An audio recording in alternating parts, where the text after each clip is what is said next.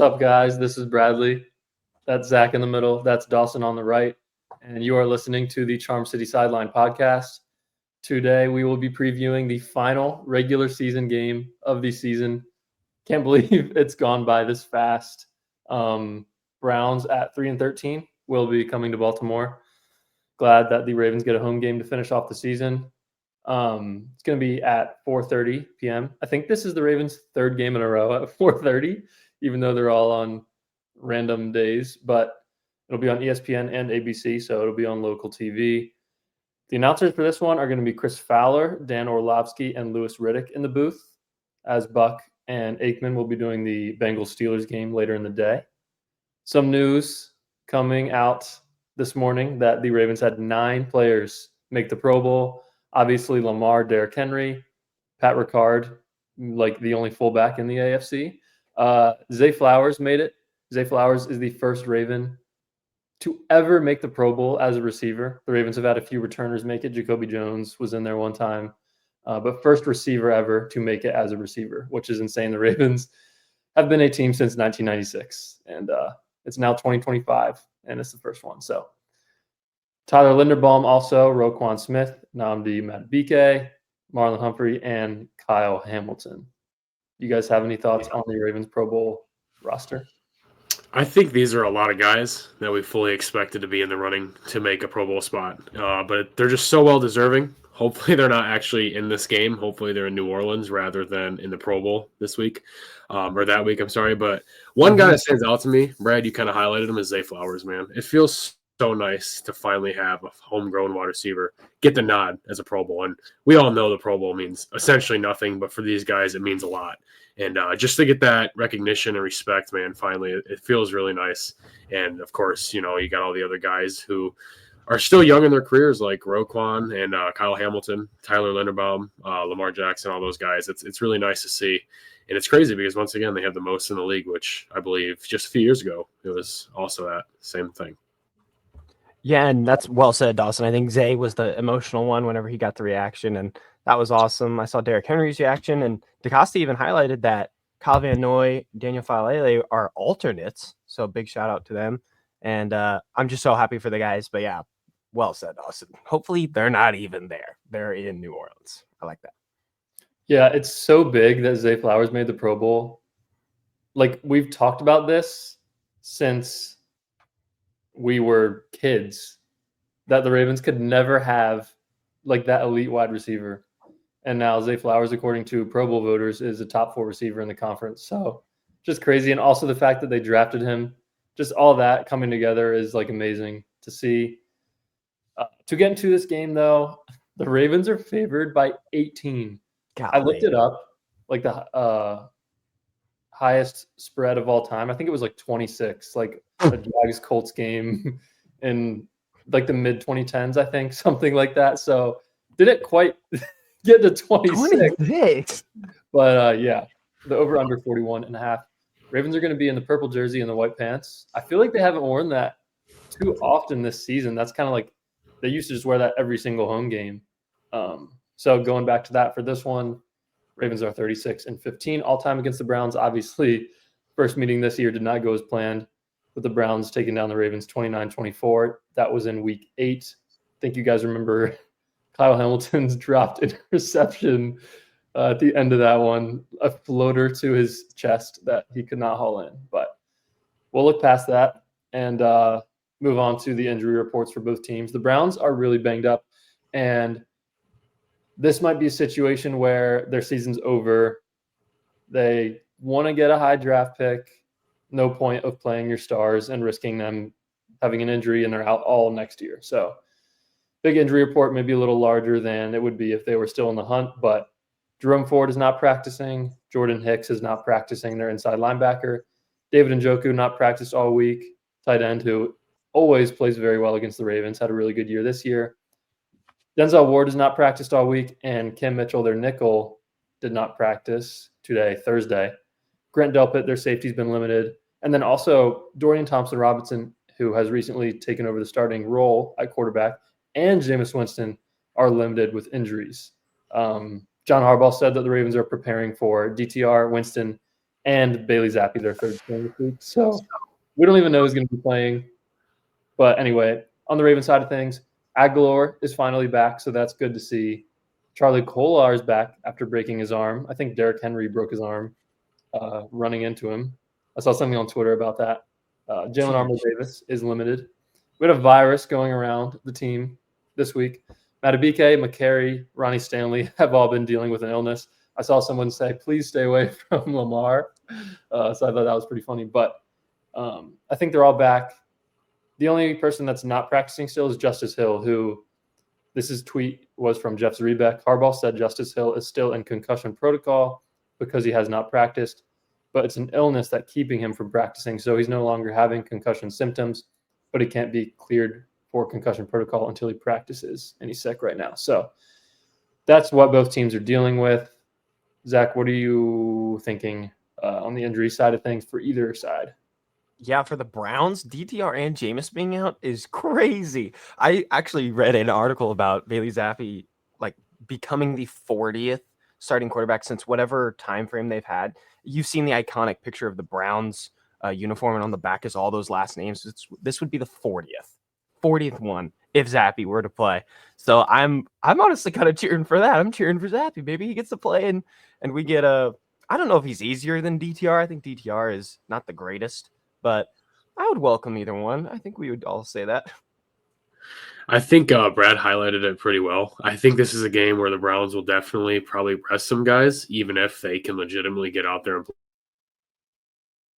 play. Just because the season's over, and of course they are, whether they want to admit it or not, aiming for a higher draft pick. So we'll see as far as that. Baltimore's going to this game pretty healthy. I mean, if you can tell me a Week 18 game we're going into it and our running back 2 is the only guy not practicing and it's legitimately due to an illness, I would be pretty happy with that. So the Ravens look to pounce on this team this weekend with an 18.5-point spread, which is crazy. I just think that this will be a game where the Browns will rest some guys and the Ravens will kind of go full force into this looking to clinch the AFC North. Yeah, for sure. And now we'll get into the Browns offense versus the Ravens defense. Browns offense has not had a good season. They've gone through 3 quarterbacks. Deshaun Watson started the year, then they went to Winston, then they went to DTR. They are 32nd last in points per game at 15, 27th in total yards, 20th in pass yards, 28th in rush yards.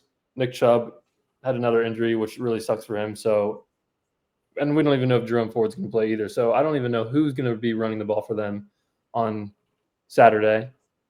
Jerry Jeudy has had a really, really good year, almost at 1,200 yards. I don't know if you guys remember the Monday night game against, was it the Broncos, when he had like 200? He went off. So I think he's a Pro Bowler too, him along with Zay. Mm-hmm. So that's good for him. And Njoku over 500 yards and 5 touchdowns. He might not play though. Obviously, Ravens defense continues to be very impressive after moving Kyle Hamilton to deep safety.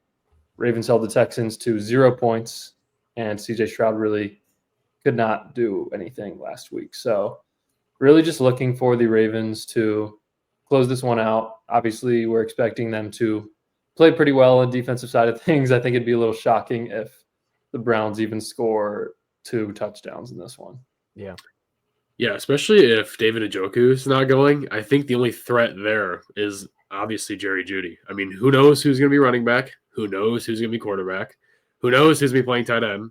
But you have Jerry Jeudy. So the Ravens defense should continue this strength that they've had and just continue dominating in a game that they are very heavily favored in. I think this is a game where it'll be shut down defense, and I wouldn't be surprised, honestly, if this is possibly another shutout. Could I say, by the defense? Who knows? We know these AFC North games are always a lot closer than they have to be, than they should be. But I do think this is a game that is, for a reason, an 18.5-point spread. I think this will be a very, very dominant game by a really good defense. Mm-hmm. Week 15, they played the Chiefs. They only scored 7 points. Week 16, they played the Bengals, only scored 6 points. We know how bad the Bengals defense can be. And then last week, they played the Dolphins and only scored 3 points. The last 2 weeks were starts by DTR. The Chiefs one was Jameis. He threw 3 picks. Dawson, well put, my guy. A shutout is very possible. It's very possible. I think the defense is going to aim to do that. I think that's a motivating thing going into the playoffs and showing that your defense is clicking on all cylinders. I think there's a few incentives for the defensive guys, a way to hit double-digit sacks. I think Van Noy, if he gets one more, he gets a good little bonus. I think they're going to be highlighting some contract incentives as the game goes on. Hopefully, our defensive guys get home on those. Yeah, definitely. And like you said, Zach, the Browns offense has really been struggling. They were playing pretty well at times with Winston in there, but the Browns decided to move on from him. I mean, he started turning the ball over a lot. I think they know that their offense is better with Winston. It's kind of an interesting decision. I mean, there's this whole debate about our teams tanking or not. Who knows? Obviously, the players aren't, but I don't know. I think Winston is a lot better of a quarterback than DTR. But anyway, if like these injuries hold up, I guess you could say, and the guys who aren't practicing won't play, this offensive depth chart will look like Michael Woods, Elijah Moore, and Jerry Jeudy at receiver. Honestly, the O-line's pretty healthy, so that's good for them. Mm-hmm. Starting tight end would probably be Jordan Akins. Bailey Zappi maybe at quarterback. I feel like out of DTR and Winston, one of them will be healthy enough to go. And then at running back, it might be Pierre Strong. It might be Deontay Foreman. So really just a lack of talent on the side of the ball for Saturday. So hopefully the Ravens will be able to have as good of a game, if not close to it, of what they did to the Texans. So you would think that the defense is going to you would think that the defense is like really shooting for a shutout here, right? I mean, you almost had one in Houston on Christmas night against a much better offense. You would think that at home this weekend against a team that you want revenge for what they did to you earlier in the season, you would think that the defense is going to this game with a punch mouth, mentality and just gonna look to take their heads off. You would think, and then that depth chart, Brad, that's just I feel bad, man. That's brutal. That's pretty brutal, man. And I know their season obviously is over and it doesn't mean anything, but still, like having to march out a squad of that caliber is just rough, dude. Just rough. And I want to give one more stat. Last week against the Dolphins, it was 20-3, as I just mentioned. But DTR threw 47 passes, 170 yards. 47 passes? 47 passes thrown. He completed 24. There's nothing working for them. It's the other side of the ball. I'm so sorry. But it's just showing that their points allowed, points per game, it is like, oh my gosh. Nothing. Yeah. The stat that you said, 32nd in the league, and they have 15 a game. They're averaging what? Like 5 right now in the last 3 weeks? I mean, it's another level of bad. Struggling is putting it lightly. Yeah. Like I think in our preseason preview, I think I had the Browns going like 9-8 or something like that. And just has not been the season that they were hoping for. But to get to the other side of the ball, in terms of the Browns defense versus the Ravens offense, like you said, Zach, Browns defense not much better. They do have Myles Garrett, who practiced today, so he'll probably go on Saturday. But they're 24th in points allowed, 17th in total yards allowed, 13th in pass yards, 19th in rush yards allowed. So kind of an average unit, not awful, not great either. Obviously dealing a lot of injuries on this side of the ball as well. Grant Delpit's been limited. Him and Juan Thornhill are honestly a pretty good safety duo, in my opinion. Their corners, Martin Emerson is solid. I think I've always thought the Browns have had good corners. Yeah, I agree. Emerson's good. Ward is good. Cam Mitchell, their nickel, but Ward and Cam Mitchell might not play. So looking behind them, it's probably going to be Mike Ford. I don't really like. It's just going to be rough on both sides of the ball for them. Linebackers, they got Jordan Hicks, Devin Bush, who did not work out with the Steelers at all. D-line's pretty solid. Myles Garrett, Dalvin Tomlinson, Mike Hall Jr., and Isaiah McGuire. Tyler Huntley played the Browns last week, who's been starting for the Dolphins because Tua is dealing with a hip injury. And last week, Tyler Huntley maybe played the best game of his career. He's 22 for 26. Ooh. 225 yards and a touchdown. Had 115.5 passer rating. That's the best passer rating he's ever had in a start. So think about how well he played for the Ravens in 2021 for a few games. Still had a better pass rating against the Browns last week, and also had 52 rushing yards. So Browns defense struggled against a Dolphins offense who was already struggling with their starting quarterback, and Tyler Huntley came in and had a great game against this defense. So not much better on that side of the ball, and Ravens have scored 30-plus points in 3 straight games as well. First off, let's go Snoop. That's awesome, dude. That's our boy. That's our boy. That's also the guy that a lot of people in this fan base were contemplating if he should be our starter moving forward and let Lamar Jackson go, but we're not going to talk about that. That's long gone in the rearview mirror. But I agree. I kind of always have seen this Browns defensive unit as a much better unit for Cleveland and always the unit that kind of carries them to the wins they do get. And it's just been an unfortunate downhill season for the Browns and just a bunch of stuff going on in the locker room and injuries and stuff. It's just this is going to be a rough end of their season. And I think I'm going to throw out a bold prediction here, not that it correlates to this at all, but I do think this is potentially Myles Garrett's last game as a Cleveland Brown. Whoa. And it's going against the Ravens, who he always seems to explode against. So we'll see what he can do, what impact he can have in this game, in a unit that, just like the offense, is really, really struggling with injuries and just putting personnel out there that can play the game at a high level. So we'll see if he can carry them. But once again, I think this is a matchup that's very one-sided. I think the Ravens offense obviously is very good, is just going to roll through this team. And I wouldn't be surprised if this, 18.5-point spread is doubled. I mean, seriously, this could be an absolute blowout, but knowing the AFC North games and how the Ravens tend to play them often, this will probably be a game that's 20-14 and comes down to the last drive. So we'll see what happens, but this is everything we've mentioned. I mean, this is so one-sided. This has to be a game where, Lamar Jackson and co are all sitting in the fourth quarter waiting for the wild card matchup and who we're going to play the following week. So that's what you would think, and hopefully that happens. Maybe this is just me, but last week of the season, old Derrick Henry, Titans, maybe they're in contention for the playoffs, maybe they're not. But in the end of the season, I just feel like he would always go off. And what a perfect team to do it against. They're struggling so much on all aspects of their team defensively. And we are sitting here, hoping for a win, but we want to get it in a dominant fashion too, just to carry that momentum. And I think King Henry's bound for a big game. Last time we played them, though, remember he had 11 carries for 73 yards. Those stats sound pretty good, but 11 carries is just inexcusable. We got to give them the ball more. I think they definitely do this game. And Zay Flowers also had a big game. He had over 100 yards. That was during his streak of going off there, and I hope that he can contribute a little more in that regard. But I look for maybe a few Lamar touchdowns to bolster the MVP campaign, and I'm looking for Derrick Henry, a big game, because shoot, there's not one real part of them unless you're running straight at Myles Garrett every time. There's not real one part of it that is scaring me in the slightest. Yeah, Derrick Henry is 217 yards away from 2,000. I think he could get it.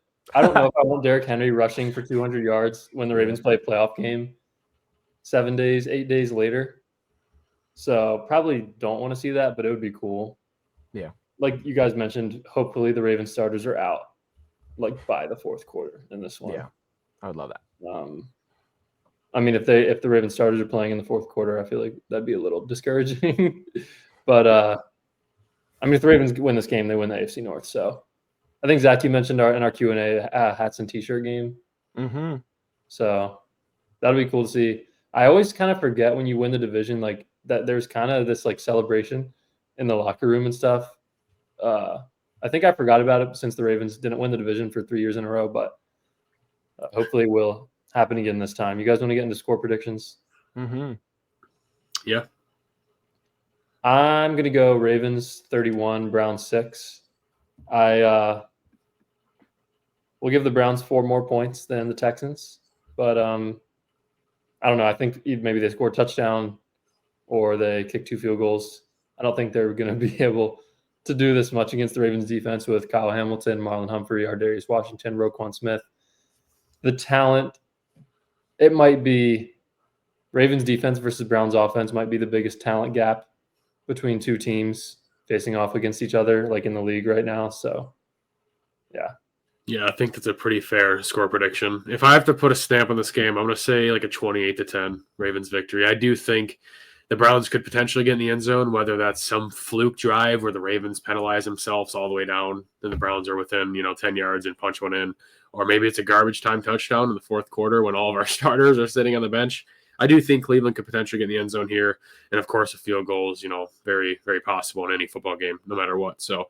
And actually, that's pretty much the spread of this game too. I didn't even think about that. It's 18 points. I just think this is a game that the Ravens will be up early, and I think by halftime this game will kind of be very, very much in the Ravens' corner. And I think that in the second half, there's not really going to be much intensity as far as the Ravens. I think they'll kind of just play a normal football game from there and kind of hold the Browns down. And I think they'll take control. Well said. We got a little stat of Ravens 30-plus points in 3 straight games, and I don't think they get it this one only because they don't play the fourth quarter.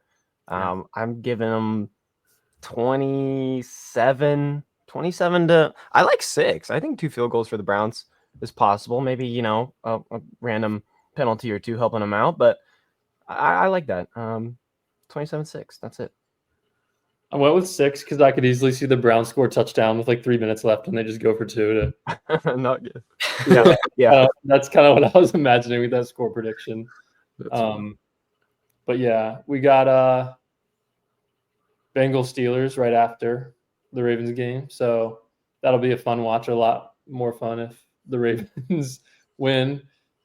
I feel like if the Ravens lose to the Browns, I don't even know if I'll be watching that game. So our brains can't comprehend it. Yeah. If the Ravens lose to the Browns, dude, I will be the biggest Cincinnati Bengals fan you've ever seen for a 3.5-hour period. I will be the biggest hate watch on the Steelers you have ever seen. It's going to be immeasurable, dude. It's going to be. Yeah. Because if the Ravens lose, of course, if the Steelers lose to the Bengals, who are very much playing for a playoff spot, we still make the play, or we still win the division and get a home playoff game. So even if the Ravens lose, there's still a pretty decent chance, I would say, as we can win the division, because I legitimately believe the Bengals could and possibly will beat the Steelers. Like they're playing for a lot, man, and they're hot right now. So we'll see. Yeah, they're favored against the Steelers. So is it in Pittsburgh? Really? I feel like it's in Cincinnati. They're favored. I'll look right now. They're favored against the Steelers. That's correct. Yeah, I think it's like 4.5. 1.5. It's in Pittsburgh. 1.5 point spread. Wow. Pittsburgh. Okay, never mind then. Interesting. Yeah, so we'll see. We'll see. Yeah. Also, we'll most likely know who the Ravens will be playing in the playoffs when we do our post-game reaction. It'll kind of depend on if the Steelers win or not.